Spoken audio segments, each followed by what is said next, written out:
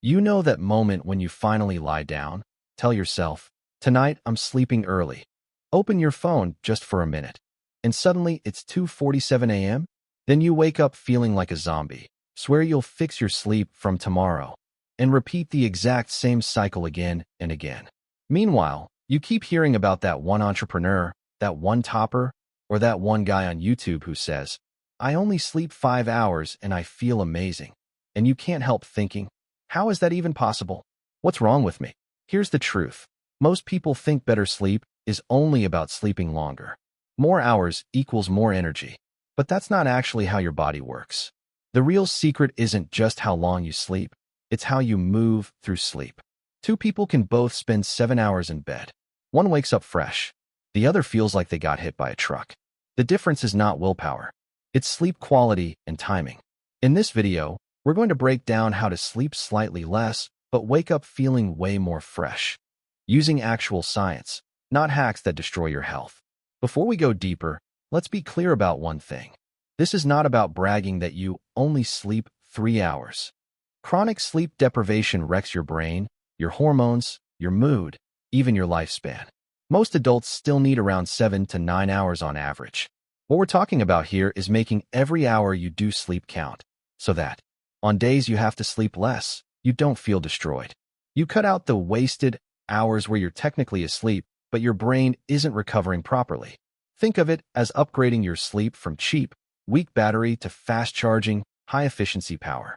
To do that, you first need to understand one simple idea. Your brain doesn't sleep in one long straight line. It sleeps in cycles. Every night, your brain runs through repeating 90-minute sleep cycles.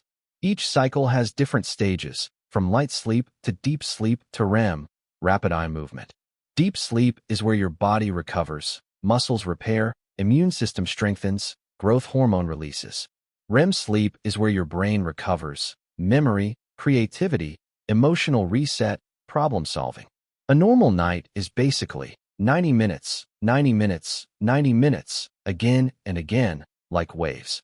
Here's why this matters. If your sleep is broken, full of blue light, stress, random wake-ups, caffeine, noise, you're not completing these cycles properly. You might spend 8 to 9 hours in bed and still wake up feeling exhausted because your deep sleep and REM were cut short or disrupted. On the other hand, if your sleep is well-timed and protected, you can get 6 to 7 hours and still wake up sharper than someone who slept 9 hours in chaos. It's not cheating biology. It's working with it. So the real goal is not just sleep less. The real goal is more deep and REM sleep per hour. That's sleep efficiency. Less time in bed, more actual recovery. Let's turn this into a practical system. I'll walk you through a science-backed framework to make your sleep more efficient, step by step. You don't need to do all of it at once. Even 1 or 2 changes can make a huge difference. First, set a realistic minimum. Most people mess up right here.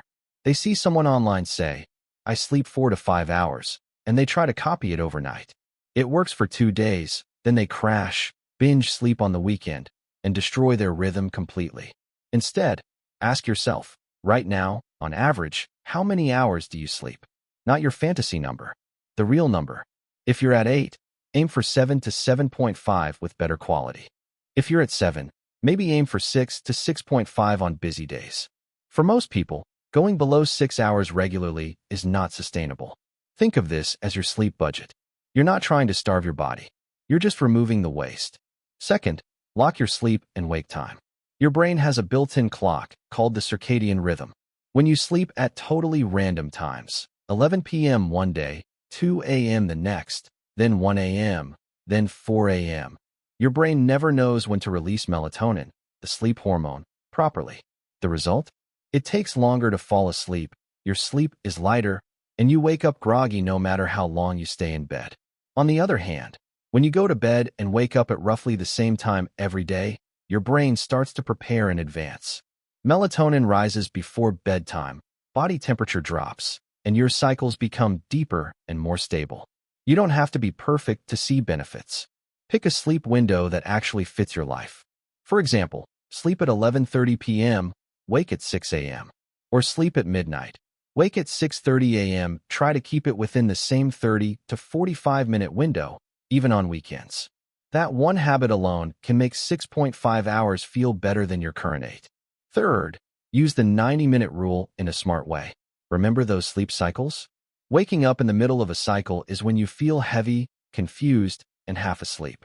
Waking up at the end of a cycle feels much more natural. Most people set alarms at random times like 6:10 or 7:20 without realizing what their brain is doing. Here's a better approach. Plan your sleep in multiples of 90 minutes. 4.5 hours equals 3 cycles. 6 hours equals 4 cycles. 7.5 hours equals 5 cycles.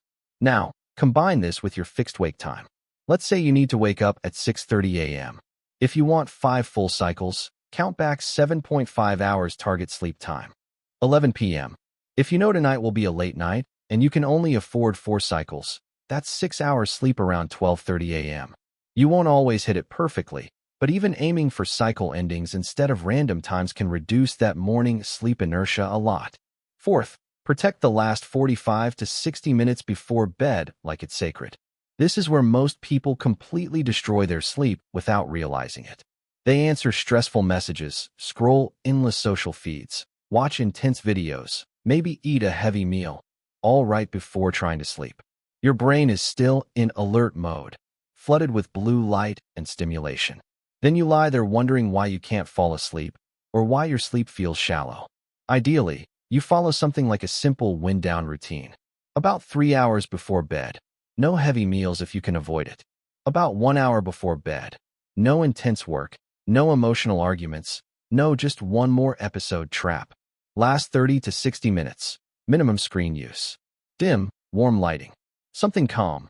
Reading, light stretching, journaling, breathing. But let's be real. Not everyone can follow a perfect 3, 2, 1 rule every night. You might have late classes, shifts, family responsibilities. That's okay. Instead of giving up completely, build a minimum version you can stick to almost every day. For example, final 20 minutes. No phone, no laptop, no TV. Sit or lie down with a book, a notebook, or just calm music. Do 5 slow, deep breaths. Inhale through nose for 4 seconds. Exhale through mouth for 6. You're basically telling your nervous system, we're safe. It's time to power down. Even a short, consistent wind down is better than a long, perfect one that you never actually do. In the second half of this script, we'll go deeper into how to wake your brain up fast, even if it's still dark outside. Smart caffeine timing so it doesn't kill your deep sleep. Naps, supplements, and what to do if your schedule is completely broken, like shift work. Now let's talk about the other half of the equation. How you wake up and what you do in the first hour of your day. Because most people destroy their energy in the morning without even realizing it. The first big lever is light. Your brain has something called the suprachiasmatic nucleus, basically your internal clock. It uses light, especially natural light, as a signal for day has started. When light hits your eyes in the morning, it suppresses melatonin and boosts serotonin and cortisol in a healthy way. That means better mood, better focus, and a stronger circadian rhythm that leads to deeper sleep the next night. In a perfect world, you'd wake up, avoid your phone, and step outside for 10 to 15 minutes of natural light. No sunglasses, no glass window between you and the sky. Even on a cloudy day, outdoor light is far stronger than your indoor bulbs. But again, real life isn't perfect. Maybe you wake up before sunrise. Maybe it's winter and still dark. Maybe you live in a place where mornings are gloomy half the year. If that's you, you still have options. Turn on the brightest indoor lights you have as soon as you wake up. Open curtains fully, even if it's just a bit of light. If you can afford it and your environment is very dark, a bright daylight lamp or sunrise alarm can help simulate morning light. The idea is simple. Train your brain to get a clear, consistent daytime signal as soon as possible. Over time, that single habit can make less sleep feel much more refreshing because your internal clock stops lagging. The second lever is movement and temperature.